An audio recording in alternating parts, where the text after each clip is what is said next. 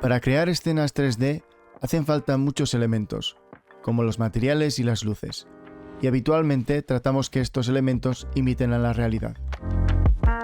La manera más rápida de hacer esto es capturar, muestrear, es decir, samplear, y mezclar lo que tenemos alrededor para convertirlos después en recursos que podamos utilizar en nuestras escenas. Y es para esto que sirve Adobe 3D Sampler. Sampler es un entorno de trabajo fácil y accesible donde podemos convertir, ajustar y construir nuestro contenido o recursos. Sin importar el método que se use, uno puede empezar a construir materiales y luces de manera inmediata. El mayor fuerte de Sampler es el poder de convertir simples imágenes en materiales. Sin importar si es un escaneo avanzado o una foto que hayamos tomado con el móvil, Sampler lo convierte en un material realista 100% PBR. Podemos corregir artefactos de luz y reconstruir mapas de altura detallados utilizando algoritmos de IA. Usando un sistema simple de capas como lo podemos encontrar en Photoshop, podemos mejorar más allá el material, ajustar el color, arreglar el tileado y eliminar elementos indeseados usando herramientas tan conocidas como el tampón de clonar. En cuestión de minutos, nuestra fotografía cobra vida como un material 3D. De hecho, uno no necesita siquiera un escaneo. Sampler nos da la posibilidad de combinar materiales existentes en el programa, filtros y generadores para crear nuevos materiales únicos. Podemos mezclar dos materiales y añadir detalles como hojas, agua o nieve.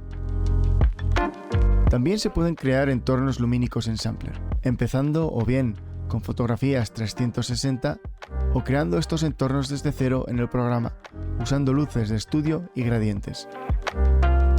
Hayamos creado un material o un entorno lumínico, podemos exportarlo para usarlo externamente, ya sea como archivo Substance o convertido en mapa de bits. Y esto es lo que vamos a aprender en este curso de Substance 3D Sampler.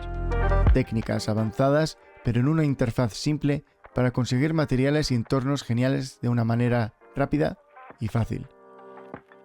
Cuando abramos el programa, esta es la primera ventana con la que nos vamos a encontrar. En esta ventana vamos a encontrar todas las colecciones que tengamos, en este caso solo tengo una, y podremos crear o abrir nuevas colecciones. Las colecciones son algo muy particular de este programa. Uno se lo puede imaginar como catálogos o como colecciones en el mundo de la moda, donde podríamos tener, por ejemplo, Summer Spring de 2024 y dentro tendríamos todos los diferentes estilos. De la misma manera podemos crear nuevas colecciones y dentro tendríamos los distintos materiales de esa colección. Por lo tanto, cuando le demos a crear nuevo o abrir, no vamos a crear o abrir materiales, sino que vamos a crear colecciones. Dentro de estas colecciones podremos tener un material o varios. En esta ventana también podemos encontrar que podemos ir a aprendizaje directo de Adobe, podemos buscar la documentación acerca del programa y lo mismo aquí, el inicio y dentro del aprendizaje, cosas que podemos encontrar del propio Adobe.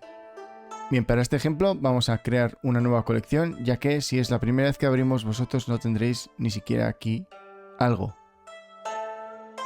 Y aquí tenemos el programa hecho y derecho. Cuando creemos un proyecto vamos a poder ver su nombre aquí. Como no está guardado ni tiene un nombre, veremos que pone proyecto sin título y un pequeño asterisco. El asterisco indica que no está guardado y el proyecto sin título nos dice que no hemos guardado ni siquiera un nombre. Para poder guardarlo y darle un nombre, vendremos a Archivo, donde veremos que tenemos abrir pantalla de inicio, crear un proyecto nuevo, abrir un proyecto, abrir recientes y guardar, que está en gris ya que todavía no lo hemos guardado, y guardar como, que es la única opción ya que tenemos que ponerle un nombre. También deberíamos poder exportarlo, pero como no tenemos nada, no podemos exportar nada y podemos salir del proyecto. Le daremos a guardar como y le pondremos un nombre. En este caso le he puesto como por ejemplo otoño-invierno 2024. Veis que ya no aparece el asterisco porque lo he guardado y el nombre es el que se lo he puesto yo. Hablando de nombres, simplemente como nota veremos que si vamos aquí abajo pone material sin título. Recordad que tenemos la colección donde hay varios materiales. En este caso la colección está guardada, pero el material no está guardado y no tiene nombre. El resto de los menús de aquí arriba no vamos a hacerles mucho caso, ya que no los vamos a utilizar muy a menudo y como mucho los veremos en una de las sesiones en directo. Bien, centrémonos ahora en este lado izquierdo del programa. Para empezar, en esta pequeña barra tenemos un acceso directo a las herramientas más utilizadas en el programa, como por ejemplo tener contenido, recortar, transformación de perspectiva transformar y clonar sello. Estas herramientas se pueden acceder desde otro lado y es probablemente lo que más vamos a hacer, pero tenemos aquí un acceso directo para que sea más fácil encontrarlos. Pero lo que más me interesa son estas dos ventanas que vemos aquí. Vemos que tenemos una pequeña línea horizontal, una X y al lado el nombre de la ventana que se llama proyecto y aquí una X y al lado el nombre de la ventana que se llama activos. Me gustaría hacer una cosa y que le hiciéramos todos y es, vamos a presionar en la X en ambas ventanas. Aquí y aquí. Cuando lo hagamos parece que las ventanas han desaparecido, pero lo único que ha ocurrido es que las ventanas se han anclado a la barra izquierda. Vemos que aquí tenemos la ventana de activos y la de proyecto. Para mí esta es la manera más óptima de trabajar, ya que así estos menús no están abiertos todo el rato, pero es muy fácil abrirlos simplemente haciendo clic en activos, tendremos la ventana abierta y si volvemos a hacer clic se cerrará. Lo mismo con el proyecto. En activos tenemos todos los elementos que vienen ya con el programa para que podamos acceder a ellos de una manera muy fácil haciendo clic y arrastrar. Por ahora no vamos a prestar mucha atención a esto.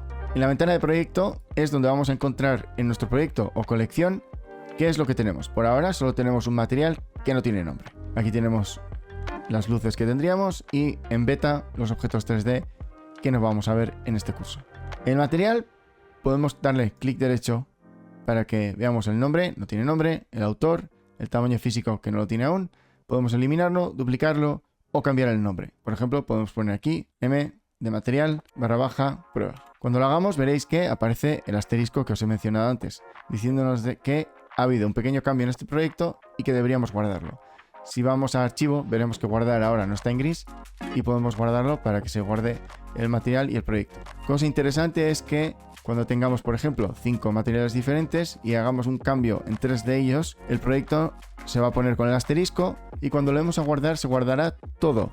No tenemos que guardar material uno a uno, sino que se guarda la colección y se guardan todos los cambios que ha habido en todos los materiales de la colección. Estos menús de aquí que hemos cerrado y que los hemos puesto aquí anclados, se pueden mover de lugar. Esta barra horizontal que he mencionado antes está aquí porque podemos hacer clic y arrastrar para convertir esta ventana en una ventana flotante que podemos mover y ponerlo en cualquier lado. Si alguien tiene dos pantallas se puede poner ahí, o podemos utilizarlo para aparcarlo en diferentes partes del programa. Veréis que aparece una línea azul en todo lugar donde yo pueda anclar esto y rojo donde no. Si yo le doy a la X, veréis que aquí ha dejado de aparecer. Volverá a aparecer el icono de proyecto. Como no son menús que han de estar encendidos todo el rato, prefiero que estén así hasta que los necesitemos. Veis que las barras horizontales de aquí no son para mover el menú, sino que simplemente nos están enseñando diferentes grupos. Y aquí tenemos el último grupo de la barra lateral, donde tenemos la configuración del visualizador, la configuración del sombreador y la configuración del canal. Estos tres los veremos un poco más adelante cuando sean relevantes. Por ahora solo mencionar que es en estos menús donde, por ejemplo, podremos cambiar qué fondo se está utilizando, qué luz o incluso qué forma vamos a utilizar para previsualizar nuestro material. Hablando de materiales, antes de aprender a navegar, simplemente mencionar que tenemos aquí una ventana enorme de 3D y una ventana enorme de 2D, igual que en Clo. En la ventana de 3D tenemos aquí unos pequeños menús que veremos un poco más adelante según cobren relevancia, y el 2D, como ahora mismo está vacío, no veremos nada. Lo único que sí vemos es el tamaño del mapa que veremos aquí. Y respecto al tamaño, lo más importante que hay que entender de este programa es que es un programa generativo o procedural. Eso quiere decir que todo lo que hagamos se va a recalcular cada vez que hagamos algún cambio. ¿Qué significa esto? Significa que podemos cambiar la resolución de nuestros mapas siempre que queramos. No hay ninguna penalización. No vamos a perder ninguna información si bajamos a 64 y después decidimos ir a 4000 píxeles. Podemos movernos siempre que queramos. Simplemente cuando hagamos un cambio, se recalculará todo y ya está. Es uno de los mayores poderes de este programa. Uno se lo puede imaginar como si fuera un programa vectorial que rasteriza a tiempo real. Algo así como si estuviéramos en Illustrator y estuviéramos exportando a, por ejemplo, JPG cada vez que le damos a un botón nuevo. Aparte del tamaño, tenemos aquí un pequeño botoncito, igual que en Clo, aunque está en otro lado, para decidir si vamos a ver el 3D y el 2D, o solo el 3D, o solo el 2D, o ambos. Y si ambos están encendidos, podemos cambiarlos en vez de pantalla horizontal para tenerlos en plan vertical o cambiarlos de lugar. Y aquí tenemos el botón para maximizar el programa, el cual también se puede activar si le damos al tabulador en el teclado. Al lado derecho tenemos las ventanas de capas y propiedades y vamos a hacer un último cambio en el menú que va a ser, aunque no veamos la barra horizontal, vamos a hacer clic y arrastrar propiedades y lo vamos a aparcar en un lateral, en el lateral de capas. Creo que es mejor tenerlo así, ya que las capas pueden ser muchas y podemos tener aquí una lista muy larga de capas, pero más que por las capas es por las propiedades. La mayoría de las propiedades que nos vamos a encontrar serán muy largas y tenerlas aquí en tan pequeñito siempre me ha parecido un engorro. Si queremos ver todas las propiedades tendríamos que subirlo hacia arriba, por lo tanto perderíamos algunas de las capas. Es mejor tenerlo así, en mi opinión. De todas maneras, estas dos ventanas, si le damos a la X, va a pasar exactamente igual que en el otro lado con el menú. Simplemente se van a anclar aquí, no los vamos a perder. Tenemos aquí las capas y tenemos aquí las propiedades, para tenerlas ancladas si es como queremos trabajar. Por ejemplo, podríamos tener solo las propiedades aparcadas y las capas abrir y cerrar según nos hagan falta. En mi opinión, estas dos se utilizan tanto que es mejor tenerlas adyacentes, teniendo las propiedades más cerca del lugar de trabajo y las capas más cerca del resto del menú. Las propiedades están vacías porque no tenemos nada seleccionado aún, y en las capas podemos ver que ya nos dice, hey, para empezar podemos arrastrar aquí algo, veremos más adelante qué significa este símbolo y lo que pone esta flechita, y aquí tenemos los pequeños iconitos para añadir una capa, añadir materiales, importar filtros o eliminar.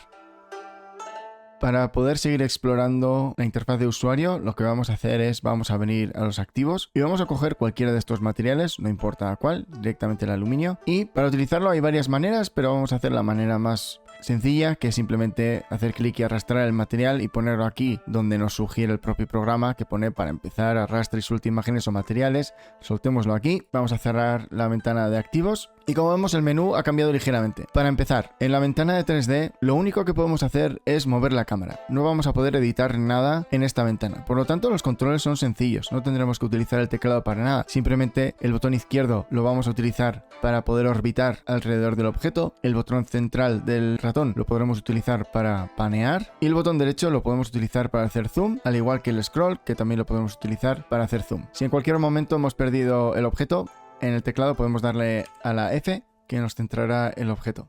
Hablando del visualizador de 3D, estos menús de aquí abajo, aparte que tenemos aquí la información para saber cómo tenemos que movernos si se nos ha olvidado, tenemos aquí una pequeña cámara que si lo abrimos veremos que tenemos para cambiar el campo de visión. Es muy parecido a como lo podemos cambiar en Clo. Si alguien ha prestado atención en Clo, por lo menos veremos que los grados que tenemos en Clo son creo que 15 o algo así, con mucho zoom, y podemos cambiarlo para tener menos zoom o más zoom. El desplazamiento no significa el desplazamiento de aquí, sino que es el desplazamiento del material. No es algo que utilizaremos demasiado, pero si el material tiene desplazamiento, si aumentamos la calidad y cambiamos la escala de altura, veremos que la silueta empieza a cambiar. Cuando esto está a 0, veréis que la silueta es totalmente plana, aunque aquí veamos que hay volumen, y si subimos la escala veremos que empieza a haber aquí un cambio. Si hacemos clic en el número podemos cambiarlo directamente. Voy a poner 1, simplemente para que veamos cómo podemos afectar esto. Poner la calidad a 1 requiere mucho esfuerzo del ordenador, por lo tanto vamos a dejarlo a 0, la escala también a 0,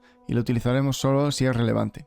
Lo que se llama mosaico, en inglés tiling, es simplemente cuántas veces en este objeto vamos a repetir el material. Por defecto está a 3 o a 1, y podemos ponerlo a 0,1, 2, o podemos insertar nosotros un número, como por ejemplo 6. Como veis lo hemos repetido 6 veces. Si lo ponemos a 1, veremos que la cara de este cubo, en este caso, cogerá lo que es el material. Vamos a dejarlo en 2 como estaba. Es un menú que vamos a utilizar muchísimo. Por último tenemos activar las sombras. Simplemente va a calcular las sombras a tiempo real. Veis que hay un pequeño salto. Esto también es muy intensivo del ordenador, así que lo vamos a desactivar. Como habréis observado, probablemente en vuestro caso no podréis ver un fondo ni nada parecido. ¿Cuál es la diferencia? Bien, vamos a ir a la configuración del visualizador que he mencionado antes. Si hacemos clic en él, veremos que se nos abre esto. Aquí vemos que tenemos mosaico, es decir, es el mismo menú que aquí, que lo podemos cerrar para no verlo. Y tenemos aquí malla. Aquí es donde podemos cambiar qué objeto vamos a utilizar para visualizar el material. Tenemos, por ejemplo, un zapato, una camiseta, un par de camisetas y la tela, que es mi favorito. Esto no cambia nada más de la escena, es simplemente el mismo material con el que estamos trabajando,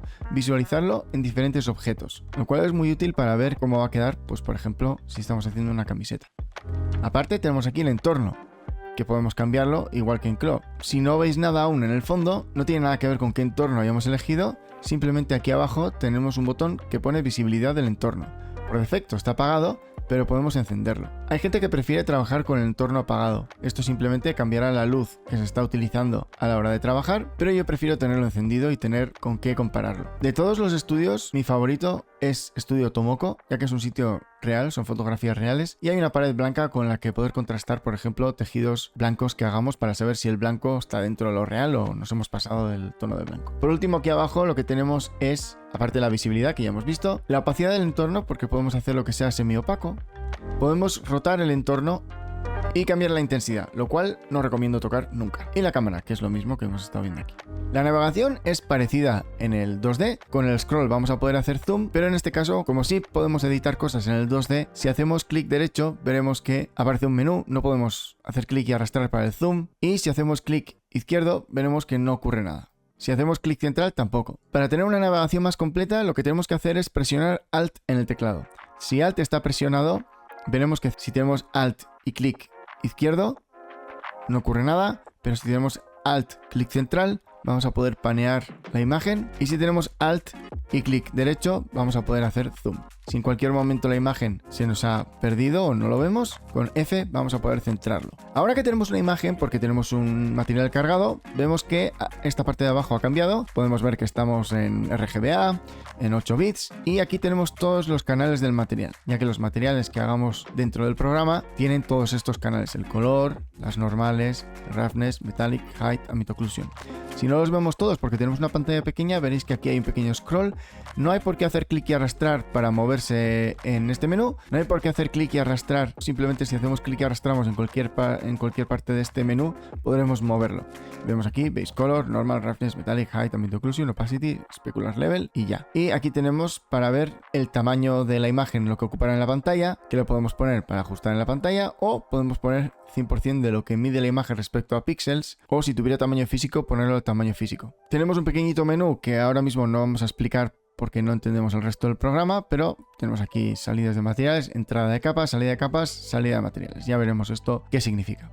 Como hemos añadido una capa que es un material, lo vemos aquí, Aluminum Foil, es aquí donde veremos el resto de las capas. Podríamos poner más que se van a ir poniendo encima, y este se va a ir moviendo hacia abajo. Y como está seleccionado, vemos sus propiedades. Las propiedades obviamente son diferentes respecto al material que tengamos, o al filtro que tengamos, o a la capa que tengamos elegida. En este caso, Aluminum Foil tiene en sus propiedades ajustes preestablecidos, que podemos hacer clic para ver qué aspecto tienen. Los parámetros básicos, como este grano aleatorio, como podéis ver, cambia simplemente otra versión de lo mismo. La escala, y en este caso pues más cosas. El menú de configuración del sombreador, si lo abrimos, veremos que da un poco de miedo lo que nos está contando: número de muestras, calidad de desplazamiento, sombras. Sombras ya lo hemos visto, que lo podemos activar. El desplazamiento también lo teníamos por aquí para activar el desplazamiento o no. Y el número de muestras es simplemente la calidad que va a tener este renderizado. Si nos acordamos de las clases de CLO, sabremos que podemos poner CLO en el render de alta fidelidad, pero también podemos hacer un render. Bueno, esto no, aquí en este programa no hay un render per se, lo que tenemos es simplemente lo que vemos aquí, y como es una aproximación, podemos simplemente cambiarle la calidad de esta aproximación subiendo el nivel de muestras. No está cambiando nada, simplemente está haciendo el cálculo de los reflejos y el material de una manera más fiel. Cuantas más muestras pidamos al ordenador, más le costará. Veréis que vuestro ordenador empieza a hacer probablemente mucho ruido. En los parámetros del material no vamos a tocar casi nada. Simplemente tenemos propiedades específicas del shader, del material, muy complejas para lo que nosotros vamos a utilizar el programa. Y lo mismo con configuración del canal. Aquí simplemente podemos ver los canales que están activos y podríamos encender otros que quisiéramos utilizar, como por ejemplo el sheen o la emisión. Pero por ahora, ni caso. Vamos a poner en práctica lo que hemos aprendido haciendo un pequeño ejercicio, simple y sencillo. Cuando abramos el programa, lo primero que vamos a hacer es buscar las colecciones que tenemos o crear uno nuevo. Vamos a crear uno nuevo para practicar. Cuando creemos la nueva colección, directamente nos va a meter en la colección. Veremos aquí que pone proyecto sin título, asterisco, y ya tenemos un material abierto con la última configuración que dejamos en el programa. Antes de continuar, vamos a guardar el proyecto, vamos a ir a archivo, guardar como, y vamos a poner el nombre de este proyecto o colección. Yo he optado por curso Sampler Tecnocreativa. Como veis, como ya se ha guardado, ya no hay asterisco. Ya podíamos empezar con nuestro material, pero vamos a cambiar un poco la configuración antes de continuar. Para empezar, vamos a cambiar el modelo 3D. Para eso, vamos a venir a alguno de estos menús de aquí al lado, En este caso tendremos que venir a configuración de visualizador. Haremos clic en él y aquí veremos casi lo primero, justo al lado del icono, donde podemos elegir qué objeto vamos a elegir. Voy a elegir la esfera de previsualización y a continuación voy a bajar en el menú para cambiar la luz del estudio y apagar la visibilidad, o podemos bajar la opacidad desde aquí. Lo siguiente, vamos a poner un nombre a este material. Si venimos aquí al proyecto, veremos todo lo que tenemos en esta colección.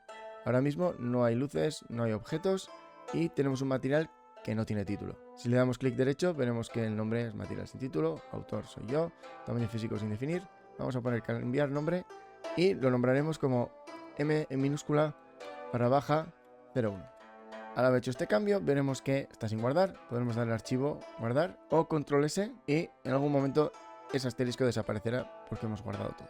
Hay varias maneras de empezar un material, pero lo que vamos a hacer es practicar algo parecido a lo que vamos a estar haciendo durante este curso. Podríamos empezar trayendo imágenes, pero lo que vamos a hacer es venir aquí a la librería de activos y vamos a traer un metal, cualquiera que nos parezca correcto, por ejemplo este de aquí, y lo vamos a arrastrar donde van a estar las capas. Podemos apagar los activos y veremos que cuando hemos traído este material tiene unos ajustes preestablecidos, pero podemos cambiar aquí a mano algunas opciones. Vamos a poner ahora nuestro primer filtro y lo vamos a hacer utilizando las capas. En vez de venir aquí a los activos, vamos a venir aquí a donde se ponen las capas. Ya vimos alguno de estos iconos y sin volver a entrar en ellos vamos a ir simplemente a machete a lo que tenemos que ir. Y es este icono, que es el que más vamos a utilizar, añadir una capa. Cuando hagamos clic en él vamos a ver una ristra de capas que podemos añadir y vamos a añadir uno que se llama Rust. Podemos o bien buscarlo yendo hacia abajo o escribirlo directamente aquí. Esta capa es básicamente un filtro y como vemos nos ha cubierto todo el material con roña. Tenemos los controles principales para cambiar cuánto óxido vamos a ver y cosas como las esquinas cuánta influencia van a tener y cuánto difuminado va a estar, como podemos ver aquí. Para volver a las configuraciones originales tendremos siempre esta flecha que nos lo va a poner todo como estaba. Bien, vamos a bajar un poquito el Rust Spread para poder ver un poco el metal que teníamos abajo y veremos aquí que tenemos más opciones, como por ejemplo el Rust para cambiar qué tipo de roña va a ser. Vamos a subir un poquito para ver qué diferencia hay. Criteria, spots. Bajando el Edge Influence y poniendo el Rust Spread a 0,04 podemos ver exactamente la diferencia entre uno y el otro. Yo voy a dejarlo en white. Tenemos aquí el peel, que es básicamente pues, la pintura, cómo se va a romper en las esquinas. Podemos cambiar la escala del detalle, esto lo podremos ver sobre todo en el 3D, cuánto levanta la pintura. Pero en este caso no es pintura, estamos poniendo por encima, así que lo vamos a poner 0, pero para ver lo que está haciendo podemos ver aquí la escala y la intensidad. Pero lo vamos a poner a 0. Drips o gotas, tenemos aquí la intensidad de ellas, podemos ver aquí lo que hacen. Podemos cambiar la orientación, aunque no tiene mucho sentido hacerlo. Recordad este botoncito para volver a donde estaba y cuánto de largo van a ser. Voy a ponerlo al máximo. Por último tenemos Mask, que no vamos a tocar por ahora, y ahora podemos decidir cuánto queremos que tenga. Vamos a dejarlo como algo así. Si queremos ver mejor el aspecto de nuestro material, podemos venir a los controles de aquí abajo que hemos visto, al mosaico, y hacerlo repetir más de 2 veces. Por defecto parece que el tope es 2, pero si hacemos clic en él podemos escribir aquí, por ejemplo, 6, para que se repita 6 veces. Dependiendo del material que estemos haciendo, quizá merezca la pena volver a cambiar el objeto para ver cómo va a quedar. Hay muchos filtros que podríamos ir explorando, pero para terminar este material, por muy extraño que sea, lo que vamos a hacer es mezclar otro material por encima. Será un material un tanto extraño, pero no importa. Vendremos a los activos y vamos a buscar un material que es nieve, este de aquí, Snow. Y simplemente vamos a hacer clic y arrastrar y podemos soltarlo directamente en el objeto. Cuando añadamos otro material, veréis que se va a poner aquí de una manera un poco diferente. Los demás son un icono y el nombre, pero aquí tenemos un icono, otro icono y luego el nombre de lo que hemos añadido. Esto es porque los materiales son un material entero y se van a poner encima con un mezclador o con un mixer, como podemos ver aquí, al que podemos hacer clic. Es que podemos hacer clic o bien a la capa entera o a esto. Por defecto, la manera en la que los materiales se mezclan entre ellos es utilizando esto de aquí. Si cambiamos de capa veréis que esto está gris hasta que venimos a un material que está mezclado. Si hacemos clic en él veremos que hay varias maneras de mezclar un material. Por defecto está en Height Blend. Esto significa que lo que va a utilizar es el canal de Height para saber dónde poner nieve y dónde no. Aquí abajo tenemos todos los canales sobre los que estamos trabajando y podemos mezclar materiales utilizando diferentes canales. Por ejemplo, si venimos aquí, veremos que tenemos AO Blend, Curvature Blend, Opacity Blend, normal. Si cambiamos, por ejemplo, a AO Blend, lo que va a utilizar es el Ambient Occlusion para saber dónde tiene que poner nieve y dónde no. Como podemos ver, no pone nada. Vamos a dejarlo en el Hide Blend, que es el típico. Y aunque cada uno de ellos tiene propiedades ligeramente distintas, vamos a hacer clic ahora en el mezclador y veremos que tenemos aquí cómo se están mezclando los dos materiales. Offset simplemente significa si el material va a estar muy hundido. Imaginaos que estamos hablando de agua. Y vamos a ir subiendo el nivel del agua hasta que empiece a anegar las partes de nuestro material que estén más hundidas, como si fueran pozos, y luego va a cubrirlo todo. Tenemos también obviamente el contraste de la máscara que se está creando, la opacidad de toda la mezcla en general, la escala a la que va a estar el material que estemos poniendo aquí por si hay mucha disparidad, y tenemos aquí una opción muy interesante para que samplee el color que hay debajo y se lo aplique arriba para que la mezcla no sea tan fuerte. A veces los colores están muy desparejados, lo podemos ver aquí. Podemos neutralizar un poco el azul mezclándolo un poco del color de abajo. Tenemos aquí parámetros un poco más avanzados, como por ejemplo la escala de la altura. Como podemos ver, esto afecta a cómo se está mezclando el uno y el otro. Ahora se está mezclando como en los pozos, pero podemos hacer el negativo.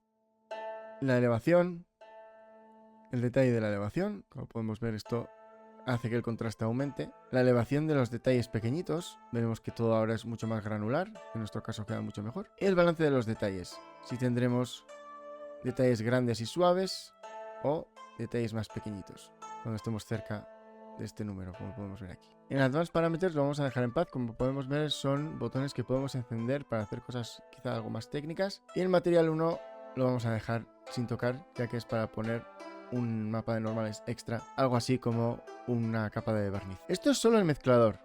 Aún podemos ajustar el material de la nieve y simplemente afectará a la capa de la nieve, como por ejemplo el color, que ya está siendo afectado por el mezclador, pero tenemos cosas aquí intrínsecas del material, como por ejemplo si va a haber gravilla o no, si va a haber ramitas o no, si va a haber pisadas de pájaros o no. Podemos ver aquí que se pueden apagar o encender. También podemos poner pisadas de ciervos o de personas. Si cambiamos el objeto veremos que esto tiene quizá un poco más sentido en un plano donde se supone que estamos haciendo algo donde la gente puede pisar. Pero si estamos haciendo un material para un objeto que va a estar en medio de la escena, las huellas pues no tienen sentido. Y después de ajustar los últimos parámetros, cuando estemos ya satisfechos con el material extraño que tenemos ahora, lo vamos a exportar para poder utilizarlo.